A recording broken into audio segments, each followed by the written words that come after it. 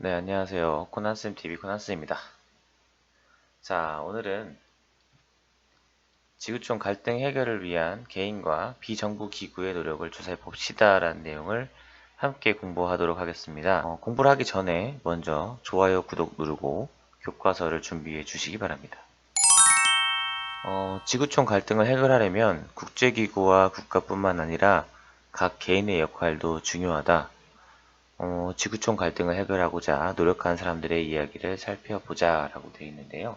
4명을 소개를 하고 있습니다. 간디, 남아프리카 공화국에서 일어났던 인도인 인종차별과 억압에 대해 비폭력 방법으로 투쟁함으로써 인류 평화에 이바지했다라고 나와 있습니다. 이 간디는 유명한 사람이죠. 특히 우리나라에서 굉장히 좋아하는 사람인데 이 간디에 대해서 좀 이야기를 해볼게요. 먼저 간디 같은 경우는 인도인인데 당시 인도는 영국의 식민지였습니다. 인도 내에서 엘리트들은 어디로 유학을 갈까요? 영국으로 유학을 가는 겁니다. 그래서 지금 한국 같은 경우 엘리트들 공부 잘하면 어디로 유학 가죠? 미국으로 가듯이 우리가 일제강점기 때는 우리나라 사람들 중에 공부를 잘하면 일본으로 유학을 갔어요. 마찬가지로 자, 인도 사람들이 영국으로 유학을 갔는데 이 영국에서 변호사가 된 사람입니다. 변호사가 된 사람인데 갑자기 남아프리카 공화국이란 나라에서 변호를 할 일이 생겨요. 그래서 남아공으로 건너가게 됩니다. 근데 남아공에 갔는데 당시에 이제 남아프리카 공화국의 상황에 대해서 이야기를 해볼게요. 일단 남아공에 대해서 역사를 또 이해를 해야 되는데 남아공의 역사 한번 준비를 해봤습니다. 일단은 이 남아공은 여기 이제 포르투갈이라는 나라가 있는데 여기 포르투갈 그 옆에 여기 스페인이 있어요. 근데 이제 포르투갈이 유럽으로 가고 싶어도 가지를 못해요. 왜냐면 스페인이 가로막혀서. Nope. 그래서 어떤 선택을 하냐? 바로 이런 배를 이용해서 다른 곳으로 이렇게 가게 됩니다. 당시에 유럽은 인도산 카레 아니고 후추와 홍차를 굉장히 좋아했습니다. 그래서 인도산 후추와 홍차를 구하러 가기 위해서 여기로 가고 싶은데 이쪽엔 당시에 이슬람교가 딱 가로막고 있어서 유럽인들의 통행을 어렵게 막고 있었어요. Nope. 그러다 보니까 바닷길을 개척해야만 했죠. 그래서 포르투갈 사람들이 이렇게 돌아서 인도까지 가는 겁니다.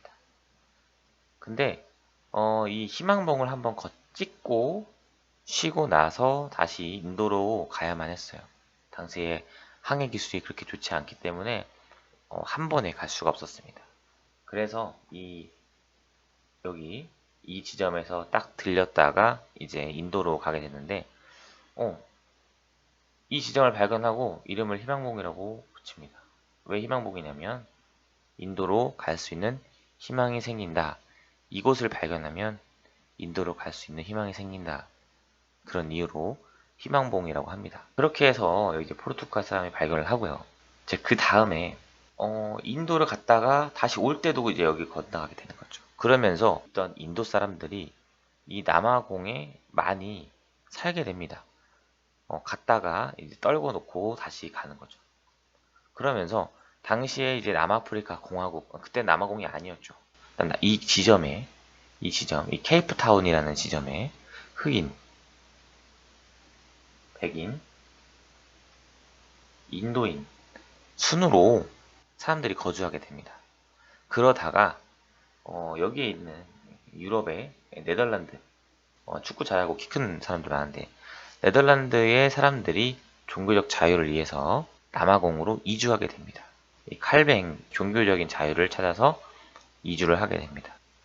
그리고 나서 자 여기서 살고 있는데 갑자기 나폴레옹이라는 사람이 네덜란드를 본진을 털어버립니다. 그러면서 그 틈을 타서 영국이 이 남아공 지역을 케이프타운 지역을 점령하게 됩니다. 그러다 보니까 어떤 문제가 발생하냐면 당시 영국은 노예제도가 없었어요. 노예제도가 폐지가 되었습니다. 너무 야만스럽다 해서 야만 노노 우리는 대영제국입니다 하면서 노예제도를 폐지를 했는데 당시 남아공은 네덜란드인들이 굉장히 많은 노예를 운영하고 있었습니다. 그러다 보니까 영국이 지배를 하게 된 이 남아프리카 공화국 지역, 이 케이프타운 지역에서 더 이상 네덜란드인들이 노예를 부릴 수가 없게 됩니다. 그러면서 보어인들, 네덜란드에서 이주한 네덜란드인 출신 백인들이 이 영국인들을 피해서 위로 올라가게 되죠. 위로 올라가면서 이 동쪽과 북쪽으로 올라가서 쭉 도망을 갑니다. 도망을 가서 나라까지 세워요. 그래서 이제 당시에 이제 케이프타운은 영국이 먹고 있고요. 그리고 북부랑 이 동부 이 지역은 보어인들이 나라를 만들고, 또 동부는 여기는 또 아프리카인들이 나라를 또 만들어요. 여기는 보어인, 여기는 아프리카인 나라를 만들죠. 근데 당시에는 영국이 이제 얘네들 봐라 하면서 얘네들을 이제 물리쳐야 되는데, 영국은 당시에 중국과 아편 전쟁을 하고 있었습니다. 선생님이 옛날에 그 수업 시간에 별도로 얘기했었는데, 영국이 중국에다가 마약을 겁나게 팔아먹습니다. 그래서 중국 사람들이 마약에 중독을 당해서 막 힘들어하는 모습이 보이니까 당시 중국 정부인 청나라에서 영국한테, 야, 너 마약 팔면 어떡하냐, 안 된다, 하지 마라, 마약 수입을 거절합니다. 그러자 영국이 가만히 있지 않죠. 그래서 생긴 전쟁이 아편 전쟁입니다. 이 아편 전쟁에서 영국이 승리하게 됩니다. 중국 청나라는 이제 거의 마탱이가 가고요. 그리고 전쟁에 승리하고 나서 이제 영국이 어떻게 하냐면, 이 위로 도망친 이 네덜란드 이주민들, 이 사람들을 이제 보어인이라고 해요. 보어인이라고 하는데, 이 사람들과 그리고 동쪽에 만든 이제 줄루라는 아프리카 나라를 점령을 합니다. 보어 전쟁이 일어나게 되죠. 보어 전쟁이 일어나게 되고 1902년까지 일어납니다. 1902년까지 보어 전쟁. 누구랑 싸우냐면은 보어인이랑, 보어인은 네덜란드 이주민들을 얘기하는 거예요. 그리고 영국, 이렇게 싸우게 되죠. 누가 이길까요? 당연히 영국이 승리하게 됩니다. 그러면서 이 보어인들을 겁나게 많이 죽여요. 어떻게 죽이냐면, 처음에는 졌습니다. 1차 보어전쟁 때는 졌는데 2차 때 어떤 방식을 도입하냐면, 지나가다가 보어인을 다 잡아요. 보어인은 다 잡아서 가둡니다. 한 곳에 가둬요. 이렇게 가둡니다. 그리고 밥을 안 줘요. 그래서 다 어떻게 되는 거예요? 굶어 죽게 되죠. 자, 약 42,000명 정도가 죽었다고 해요. 뭐 28,000명에서 약간 차이가 있는데 엄청나게 많은 숫자가 죽어요.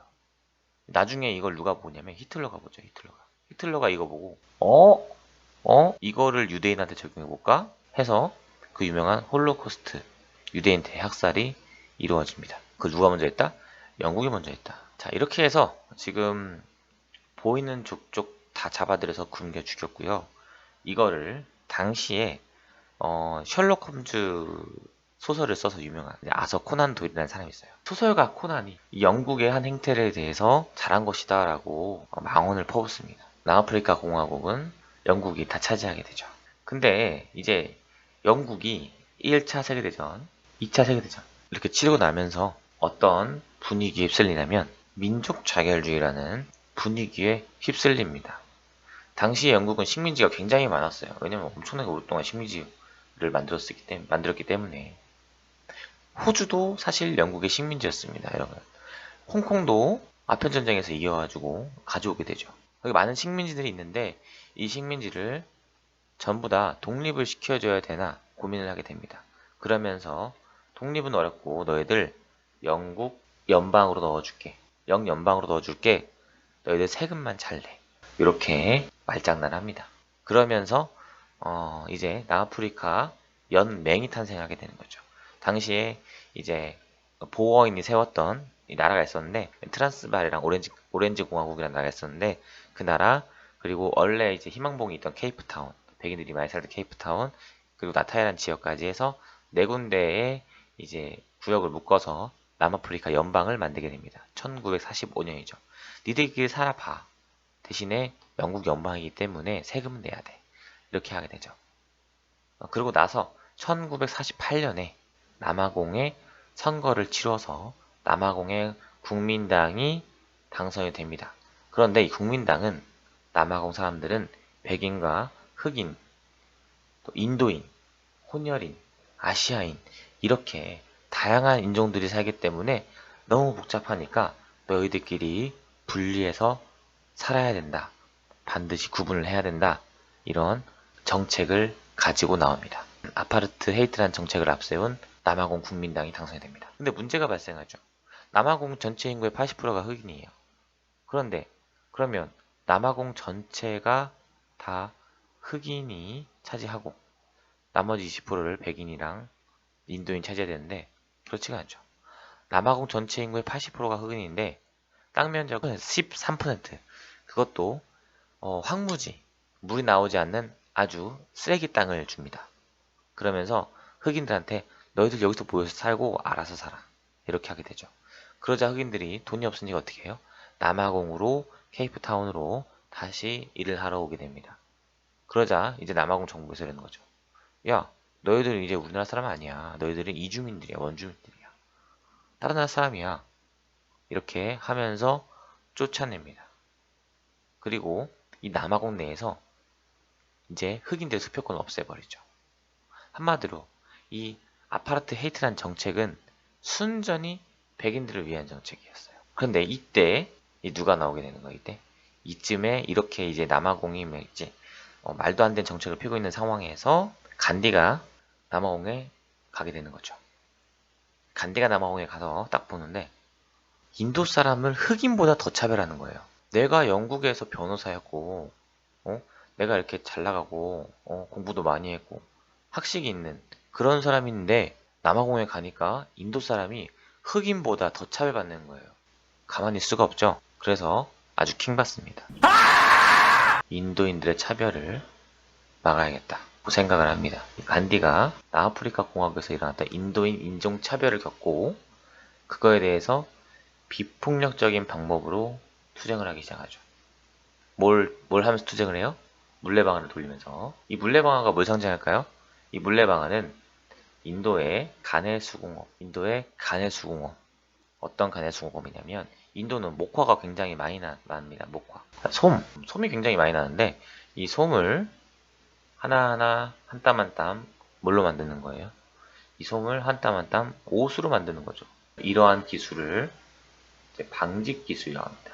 근데 그 당시에 인도는 손을 만들고 있을 때 이미 영국은 기계로 다 짜고 있었던 거예요. 그래서 당시에 인도는 영국의 식민지였죠. 인도에서 솜을 가져다가 영국에서 그걸 가지고 옷을 만들어서 다시 인도에 팔아먹습니다. 그럼 인도는 솜만 오질나게 주고 다시 비싼 옷을 사야 되는 상황이 되는 거죠. 그런데 인도의 가내수공업자들이 많기 때문에 실제로 영국의 옷이 잘 팔리지 않습니다. 그러자 영국 사람들이 어떻게 하냐면 인도의 면직 기술자들의 엄지손가락을 다 잘라버립니다. 이 물레를 못 돌리게 만드는 거예요. 엄청나게 잔인하죠. 그런 일을 겪고 나서 이 간디가 상징적으로 물레를 돌리는 겁니다. 인도가 영국으로부터 독립을 해야 된다. 이런 생각을 하면서 간디가 물레방아를 돌리게 되죠. 물론 간디는 영국에서도 대접을 받았기 때문에 완전히 영국을 적으로 두지는 않았습니다. 비폭력으로 인도인이 인도와 영국의 평화를 가져와야 된다. 이렇게 주장을 했던 사람 중에 한 명입니다. 간디에 대해서는 사실 좀 재평가가 이루어져야 된다고 생각해요. 나중에 기회가 되면 간디에 대한 일화를 이야기를 해주도록 하겠습니다.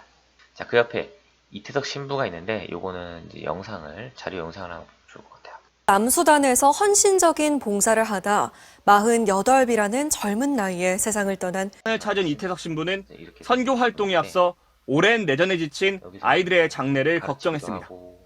병원이 없어 작은 상처 하나 제대로 치료하지 못하는 모습을 보고는 직접 병원을 지어 환자를 돌봤습니다.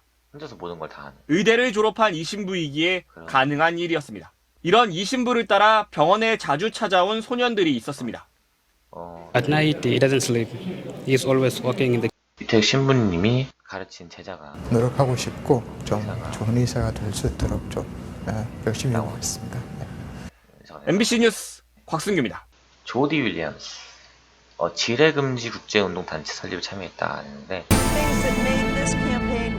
많지 않나요? 말랄라 유사프사이 이 사람은요 여성 운동을 위해 활동한 파키스탄의 운동가고요. 자, 이 사람도 자료가 있습니다. 볼까요? 네, 이렇게 이분이고요. Today you can see that I'm alive. I can speak. I can see you.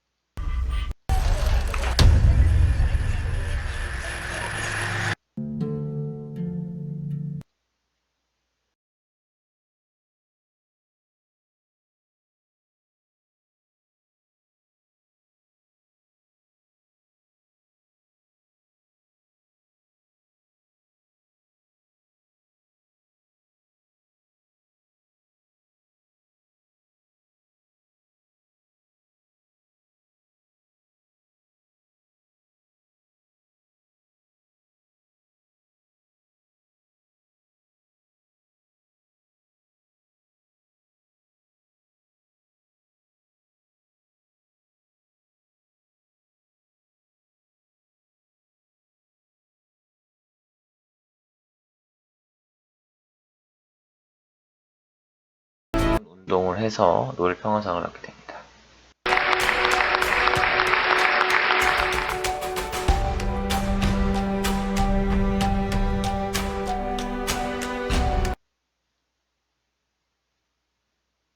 이렇게 4명을 받고요. 그 다음에 다음 장을 보도록 하겠습니다. 127쪽입니다. 개인뿐만 아니라 비정부 기구도 지구촌 갈등을 해결하고 평화와 발전을 이룰 수 있도록 다양한 노력을 기울인다. 아까 잠깐 NGO 얘기했는데 비정부 기구, 이제 정부가 아닌 기구예요. Non-Government Organization 해서 비정부 기구입니다. 뜻이 같은 개인들이 모여서 지구촌의 문제를 해결하고자 활동한 조직을 의미합니다. 국경 없는 의사회 있고요. 그린피스 있습니다. 밖에도 이제 많은 비정부 기구들이 있어요. Save the Children, 핵무기 폐지 국제운동, 그리고 헤비타트, 지뢰금지 국제운동 이런 것들이 있고, 비정부 기구는 만약에 선생님과 여러분들이 힘을 합치면 우리도 만들 수가 있어요. 그래서 그 다음 차시에 비정부 기구를 직접 만들어 볼 겁니다. 만들어 보고 어떤 걸 하면 좋을지 한번 고민을 해보면 좋을 것 같아요. 그래서 비정부 기구는 지구촌의 갈등 해결, 평화 유지와 발전을 위해서 여러 형태로 노력을 한다. 각 나라의 정부들이 모인 국제기구와는 달리 비정부 기구는 정부의 영향을 받지 않는다. 인권, 환경, 보건, 빈곤퇴치, 성평등 등 특정 분야에 관심 있는 사람들이 스스로 모여서 국경을 넘어 문제를 해결하려고 노력하고 있다. 이렇게 정리를 해봤습니다. 자, 다양한 비정부 기구들을 조사를 직접 해보고 어떤 활동들을 하고 있는지 조금 더 조사를 해보면 좋을 것 같습니다. 자, 오늘 이렇게 해서 오늘은 지구촌 갈등 해결을 위한 개인과 비정부 기구의 노력을 조사를 해봤는데요. 개인적으로 노력하신 분들 4분에 대해서 이야기를 했고, 그리고 국경 없는 의사회를 포함한 비정부 기구에 대해서 함께 알아보았습니다. 더 검색을 해서 여러분들은 어떤 노력을 하고 싶은지, 어떤 지구촌의 문제가 있고 그것을 위해서 어떻게 하면 좋을지 한번 고민해 보는 시간을 갖도록 합시다. 자, 오늘 수업은 이렇게 마무리하도록 하겠습니다. 자, 좋아요, 구독, 알람 설정 꼭 해주시고 그러면 다음 시간에 볼게요. 안녕히 계세요.